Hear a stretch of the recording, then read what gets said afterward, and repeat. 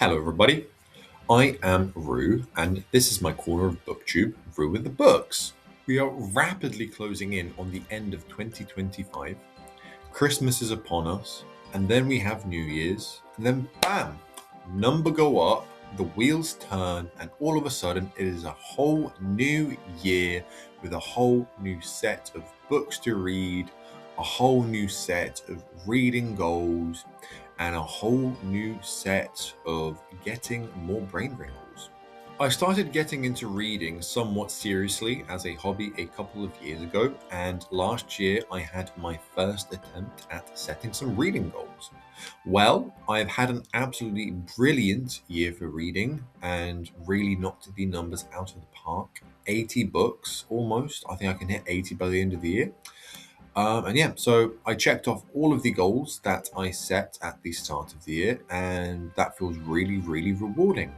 I will talk more about what my goals for this year were in just a moment. I think setting goals for reading is a great way to stay motivated to read. Get to those books and series that have been lurking in the perpetual TBR pile for way too long, and make reading feel like a very, very rewarding hobby if you are able to accomplish your reading goals and get to those series. So I will make this video as a way of talking about what I'm excited to read, be somewhat accountable for my reading goals next year, and hopefully to inspire others to set some reading goals and get stuck in as well. Before I get into the meat and potatoes of this video, be sure to press the like button, subscribe, and grab a nice beverage to stay on top of the cozy vibes we strive to bring here. I'd hugely appreciate your support. All forms of interaction help tremendously, and by clicking the subscribe button, you will never miss a Brew with the Books upload. So, as I previously mentioned, 2025 was my first year of setting reading goals. I'm going to list off what series I wanted to complete this year. These are mainly in the order in which I accomplished these things, and I'll talk a little bit more about each series and maybe why I wanted to read them in just a moment. So first of all, I had The Faithful and the Fallen by John Gwynne. That's Malice, Ruin, Wrath, and whatever the other one is.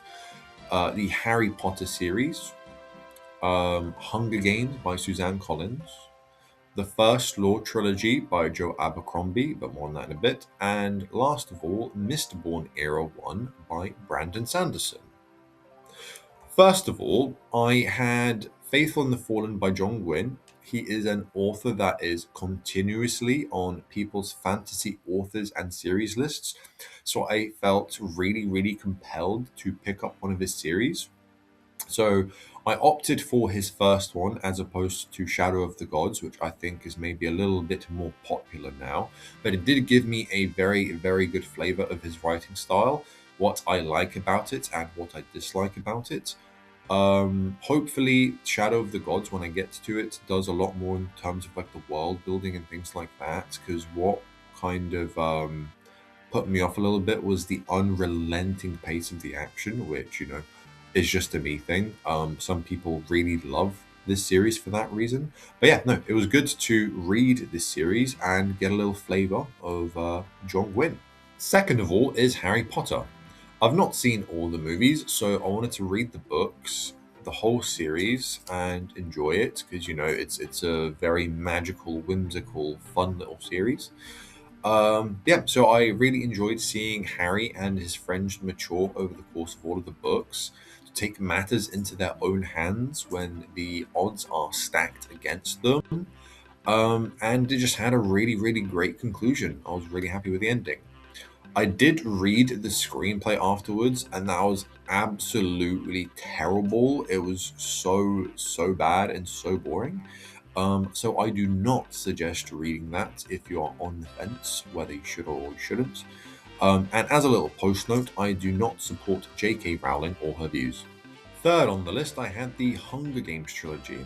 I'd never read any of the books, so I thought it would be a good choice in terms of breaking up the kind of the fantasy stuff I was reading, and I really, really enjoyed it. We had some brilliant characters, a pretty decent story, and some pretty large stakes. I still need to get around to the Ballad of Songbirds and Snakes as well as Sunrise on the Reaping. I just wanted a little bit of a break from this world and this universe, which is why I have not gotten around to them in 2025. But who knows? Maybe 2026, maybe 2027, maybe even 2030. I'll get back to it. Fourth up, I had the First Law trilogy. I had read the first book the year prior in 2024, and I felt like I wanted to wrap up this series this year. It was absolutely fantastic. There is good reason that Joe Abercrombie is titled Lord Grimdark. Book 2 had some brilliant arcs and some brilliant character moments, made me laugh a lot and fall in love with the characters even more, even though they are absolutely detestable, most of them. And the ending was just absolutely crazy. It had me shook. Book 3 delivered on making everything even better, and it was kind of the point at which all of that investment in the characters that I had started really paying off, and I was just so happy with the way that the book ended. We had some high stakes, some horrible situations, and we finally got to see what the point of Joe Abercrombie writing all of these characters was. And there was some absolutely WTF moments that just had me shaking. So yeah, very happy that I got round to finishing the series, and it's definitely put made me more interested in reading more stuff from the First Law universe. And as a little side tangent, very early in the year, towards the kind of at the start of when I created this channel, the Devils review, as in the Devils by Joe Abercrombie, was one of the first videos that I released, apart from my booktube like welcome tag. So yeah, if you want to see the start when my editing and the way that I did the videos was a bit not so great, you can start there. The final 2025 goal I set for myself was to read Mistborn Era 1 by Brandon Sanderson, because I wanted to pick up and complete my first Cosmere subseries. I finished Hero of Ages just last month in November, which wrapped up the last of my reading goals. So everything else since then has been a little bit of a bonus. It's a pretty good series, but I did have some mixed feelings because each book feels so different. The world building is fantastic, giving us a full picture of the whole world in its entirety over the course of 3 books, and answering a lot of questions in regards to the mystery that was presented as early as book 1. However, there was just maybe a little bit too much politics for me in book 2. And then I didn't really enjoy the ending in book 3, which kind of, reduced my overall opinions of the series. I would say that it's a very good entry point to Brandon Sanderson because it is very accessible, very easy to read so long as you have the time to spare, because those are some very chunky books. Yeah, best way to ruin a series is to have a not so great ending. So mixed opinions, but overall I had a good time. And as I said, it was really nice to finally get around to finishing my first Brandon Sanderson series, because he is a very prolific author that is constantly putting out work, and getting a flavor of his style was worth the time. Anyway, I think I rambled on maybe a bit too much on the series of 2025, but I think it was worth it as a little kind of conclusion to the reading goals that I set for the last year. Get it all off my back.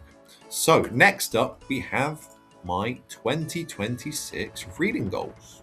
I'm going to start off with a light one just to get the ball rolling, and it will move me onto the next goal. I promise it will make sense in just a moment.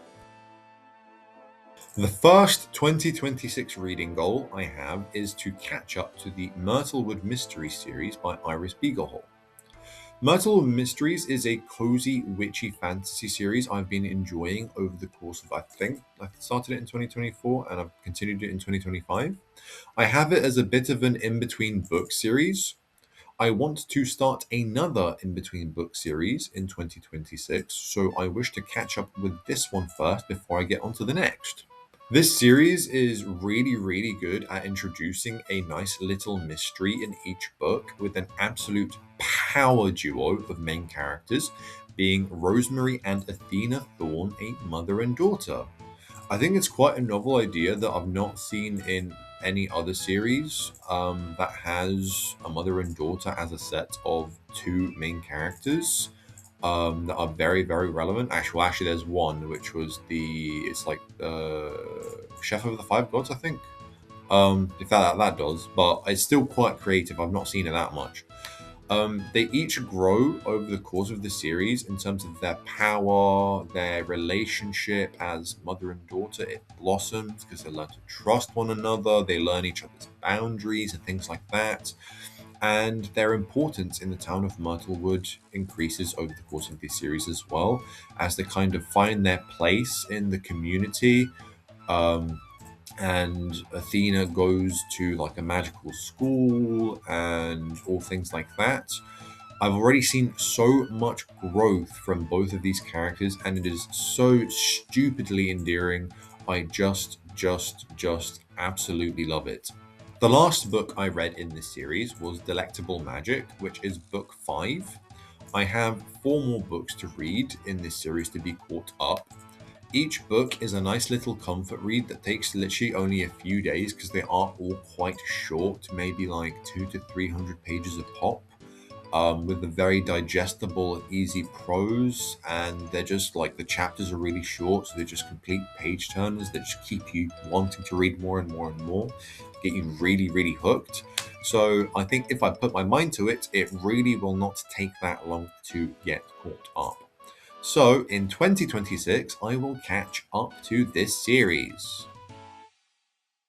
Dresden Files is the biggest name in the urban fantasy subgenre, and in 2026, I aim to get started and read at least a couple of the books. Mike from Mike's Book Reviews has been the biggest pusher of how good this series is, and has gotten me really, really interested in picking it up. Based on Mike's words, I'm likely to have it as an in-between books or series kind of series for a while, but it does eventually pick up and start taking some time. So for 2026, I will enjoy it as a little pick-me-up here and there in between various series kind of thing. And then further down the line, I might be a bit more invested and set aside a bit more time to read more of the books. But we are all different, and so I might just have it as in between forever. Who knows? That will be for me to decide further down the line. This series follows Harry Dresden, a professional wizard and private investigator whose job it is to solve magical crimes. I've tried Rivers of London and wasn't a huge fan, so I hope that this one can win me over instead. As a little side note, I have been listening to The King's Watch by Mark Hayden, which as a series on Audible, and I have quite enjoyed them, but I'm not like retaining everything that happens because I'm not that good with audiobooks. So I will be fully invested reading this one with my eyeballs and hopefully enjoying it a hell of a lot. Dresden Files has been essentially the pillar of the urban fantasy subgenre for such a long time now, with the first book coming out all the way back in 2004, and it is still going strong to this day. So for that reason, I aim to get started with this series in 2026. I have no idea how long it will take for me to catch up, but I am in no rush to do so. I plan to take it slowly, enjoy the vibes, get engrossed in the mysteries, see how Harry Dresden as a character grows over the course of however many books there are. Enjoy all the various characters that play kind of pivotal roles in these stories for this one. So yeah, really, really excited. So, to switch it up a little bit, I now have a pledge to make for Dungeon Crawler Carl. I don't need to start this series, as I'm already all the way on Eye of the Bedlam Bride, which is book 6 in the series. My goal for 2026 is to catch up before book 8, The Parade of Horrible, comes out, so that I can enjoy reading my first Dungeon Crawler Carl novel with the community when it comes out. I am absolutely in love with this series.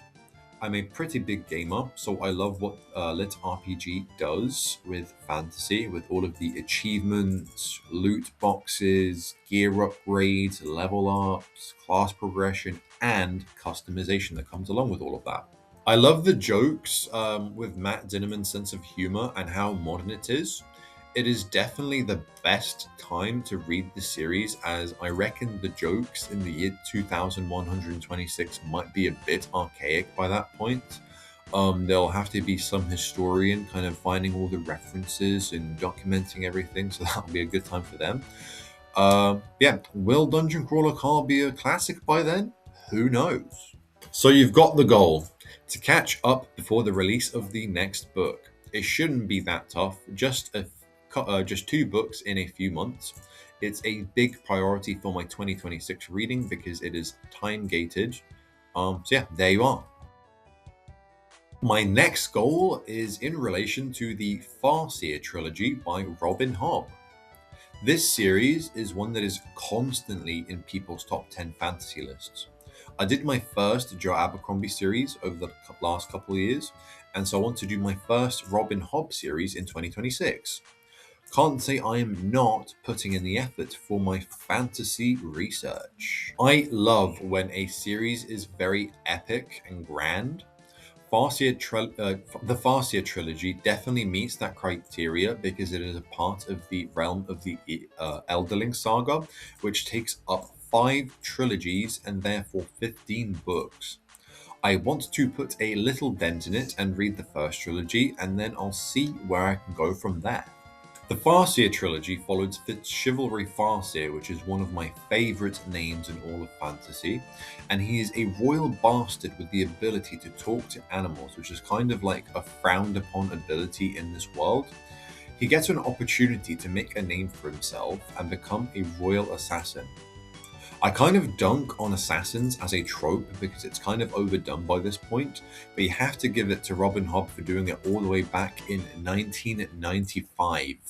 I have heard that this series is very, very character driven, and people shed a lot of tears over Fitzchivalry Farseer because he goes through so much within this series.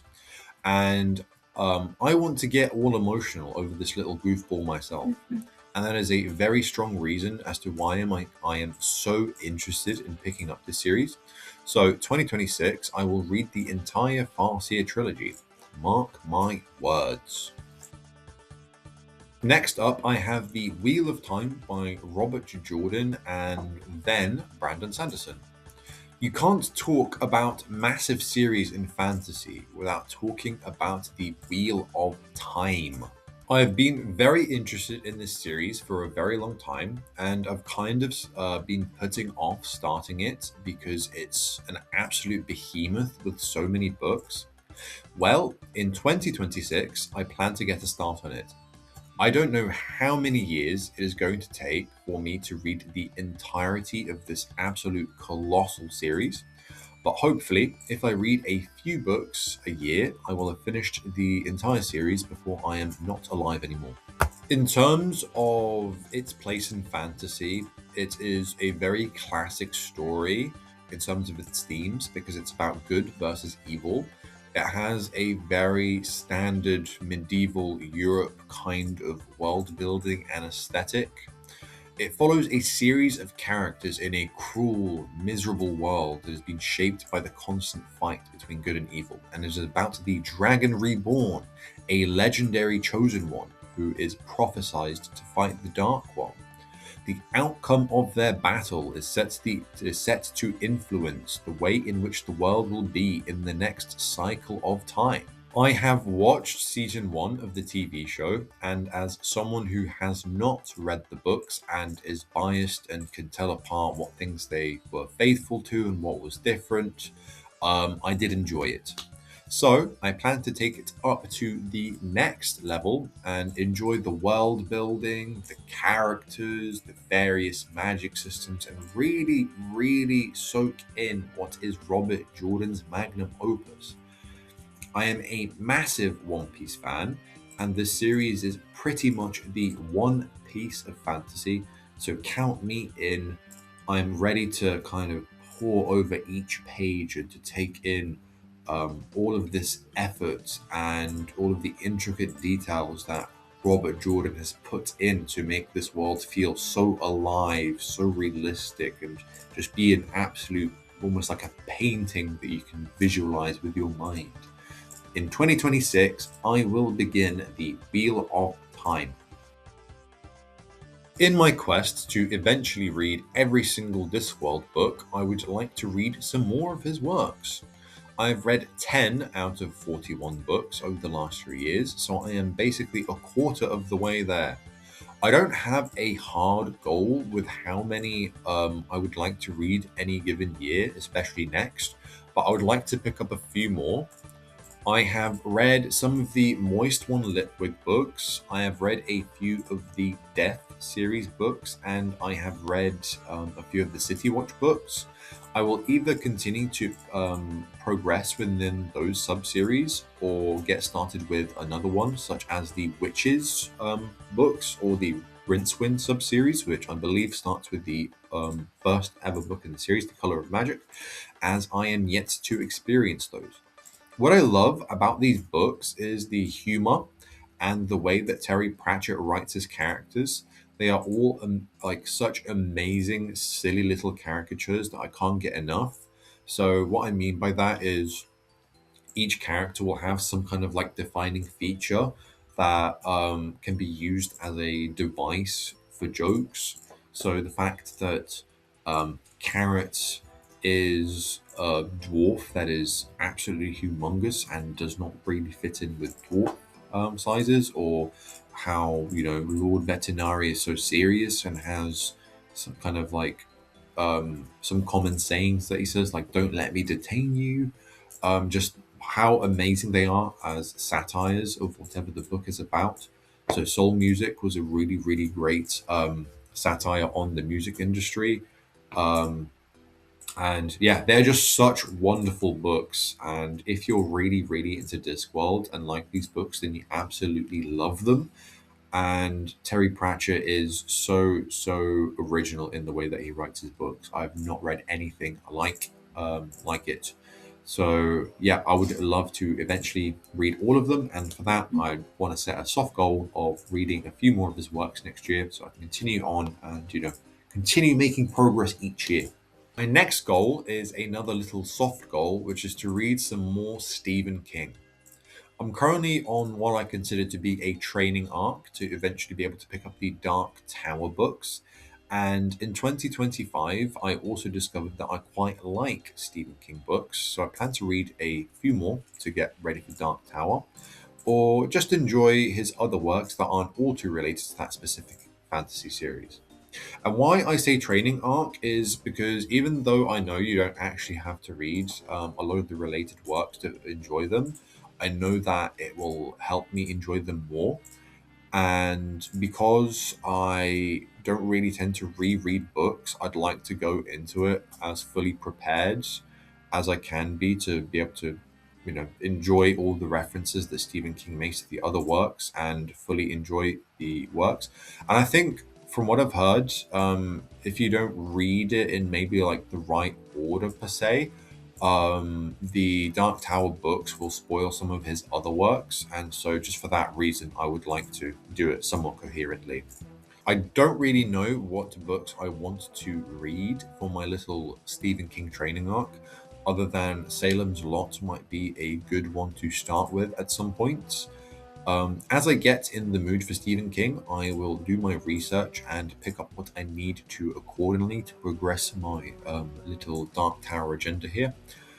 Yeah, so this is a little soft goal, so I don't know exactly what books I plan to read or the exact volume, especially because depending on the Stephen book you pick up, they tend to take quite a while to read anyway, because he is a little bit of a waffler. So yeah, but I will definitely read some more Stephen King in 2026. So that is my reading goals for 2026. I think I have a good spread with some fantasy, some horror, some comedy, and books that blend combinations of those. I haven't set a massively colossal set of books because I kind of break up my reading by going to the library. and picking up something that I probably wouldn't have read otherwise. And it's kind of like my goal to do that because it helps to support my local library. But it does slow me down considerably on whatever reading goals I have, because essentially every 3 weeks I pick up one or two books that are completely not in the goals that I've set. The year 2025, however, has proven that I can definitely do the library and hard set goals in tandem and get away with it. As a little extra, I would like to read some more Brandon Sanderson Cosmere stuff, but I am not 100% sure at the moment where I'll go next. I can either do some standalones or read Stormlight or maybe even something else. I'll have to think a little bit more about it, but if I end up not having time and or the motivation to do so, then I'm not too fussed about that next year. So yeah, that's my reading goals for 2026. I hope you enjoyed this video, that it has motivated you to set some of your own goals, and it maybe has even given you some ideas for what to read next year. Be sure to comment down below what your reading goals are that you have set yourself for 2026, if you've done so already. I would also love to hear what you are currently reading, so put that down in the comments below too. If you haven't already, click the like and subscribe buttons. They help me out tremendously with the booktube thing and show me that you enjoy my content and that I should keep going. Let's keep booktube alive. Anyway, that is all from me. Until next time, Root out.